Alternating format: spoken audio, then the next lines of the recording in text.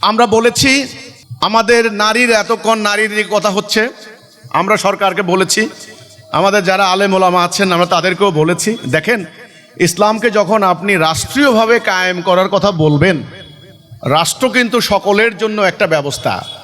এই রাষ্ট্রের নাগরিক হিন্দু, বৌদ্ধ, খ্রিস্টান, পাহাড়ি, সমতল ভূমি এবং ছোট ছোট উপজাতি এবং যারা ধর্ম বিশ্বাস করে না, মুসলমান, সবার জন্যই কিন্তু রাষ্ট্র।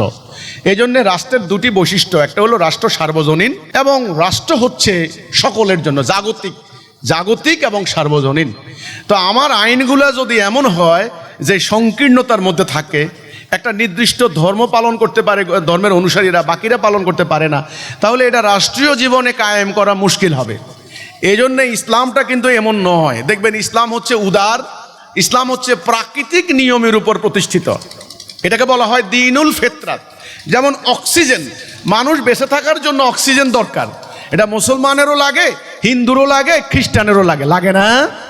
লাগে কি না? অক্সিজেন এটা প্রাকৃতিক চাহিদা, মানুষ নাহলে বাঁচবেন না আপনি। আচ্ছা, বাজারে ব্যবসা করবেন, ব্যবসায়ীরা মাপে কম দিবে না, এটা সবাই চায় না? আচ্ছা, রাস্তায় ছিনতাই চুরি ডাকাতি হবে না, এটা সব ধর্মের লোকেরা চায় না? চায়। ওকে, অফিসে গেলে ঘুষ হবে না, সুদ হবে না, সবাই চায় না? আচ্ছা, আমি পেট ভরে খেতে পারবো, ঘুমাতে পারবো, এটা সবাই চায় না?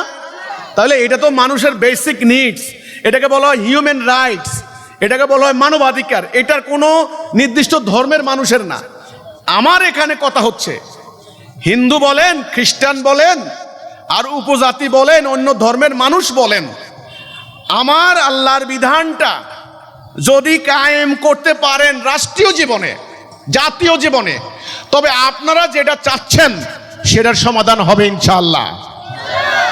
এই ছাড়া সমাধান হবে না। এই ক্ষেত্রে আপনারা, আমি অন্য ধর্মের উদ্দেশ্যে বলতে চাই, আমার মিটিংয়ে অন্য ধর্মের লোকেরাও আছে, আমি দু একজনকে দেখতে পাচ্ছি। আপনাদের ব্যক্তিগত বিশ্বাস, ব্যক্তিগত ফেইথ, বিলিফ, আমরা বলি ইমান, ব্যক্তিগত বিশ্বাসের উপরে কোনো জোর জবরদস্তি চলবে না। আপনি যেটা বিশ্বাস করেন এটা আপনার ব্যাপার, আপনার স্বাধীনতা। আমি আপনার বিশ্বাসে হস্তক্ষেপ করব না, কারণ ইসলামে একেবারে পরিষ্কার আল্লাহ বলেছেন লা ইকরাহা ফিদ্দিন, দিন নিয়ে কোনো জবরদস্তি করবে না। এই একটা কথা। আর একটা আছে যে তোমার দিন তোমার কাছে, আমার দিন আমার কাছে। সূরা কাফিরুনে ইয়া আইয়ুহাল কাফিরুন লা তা'বুদু মা তা'বুদুন, এই যে তুমি যার ইবাদত করো আমি তার ইবাদত করি না, এটা হলো আপনার পার্সোনাল বিশ্বাস, ফেইথ। আমরা সেখানে আপনাকে জোর জবরদস্তি করছি না। আমাদের বক্তব্য রাষ্ট্র, জাতি, জাগতিক, সামষ্টিক আইন চলবে আল্লাহর বিধানে। আপনি বলবেন যে আমি আপনার আল্লাহটা মানবো কেন? আমি বলছি ভাই, এখন তো আপনি ইউরোপেরটা মানছেন, ওরা তো আপনাকে শান্তি দিতে পারে নাই। আপনার ধর্ম থেকে তো আপনি আমাকে পরিচালনার, জাগতিক এই রাষ্ট্র পরিচালনার কোনো বিধান আপনি দিতে পারেন নাই। এই জন্য আমি বলছি আল্লাহর এই বিধানটা যদি আমরা কায়েম করতে পারি, আপনাকে তো একটা বিধান মানতে হবে। আপনি এতদিন তো 80 বছর ইউরোপিয়ানদের বিধান মেনেছেন, এইবার অন্তত আল্লাহর বিধানটা মানেন। দেখেন না 5 বছর আমাদেরকে দেখেন না, আল্লাহর বিধানে আমরা আপনাদেরকে মানবাধিকার দিতে পারি কিনা? কথা পরিষ্কার হলো কিনা? এই প্রশ্নের উত্তর ক্লিয়ার হলো কিনা? সেটা হলো ব্যক্তিগতভাবে, ব্যক্তিগত বিশ্বাস। আমরা আপনাকে জোর করছি না, এখানে আপনি স্বাধীন, কিন্তু রাষ্ট্রীয় বিধান চলবে আল্লাহর বিধানে। এই প্রস্তাব আমরা করছি, কারণ আল্লাহ জানেন, আল্লাহ মানুষ সৃষ্টি করেছেন, সমাজ, তিনি এই মানুষের সমাজে কি শান্তি কিভাবে কায়েম হবে সেটা তিনি জানেন।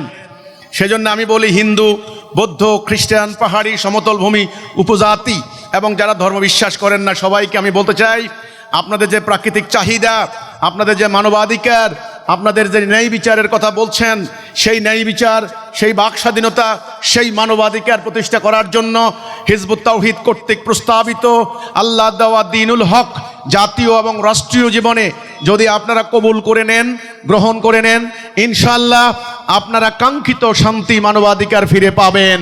মানে আমরা ব্যক্তিগতভাবে আপনাকে আমরা জোর জবরদস্তি করব না, এটা ইসলামের নিষেধ। কথা পরিষ্কার হলো কি? একটা হলো ব্যক্তিগত বিশ্বাস, একটা হলো রাষ্ট্রীয় আইন। এই হচ্ছে ব্যাপারটা।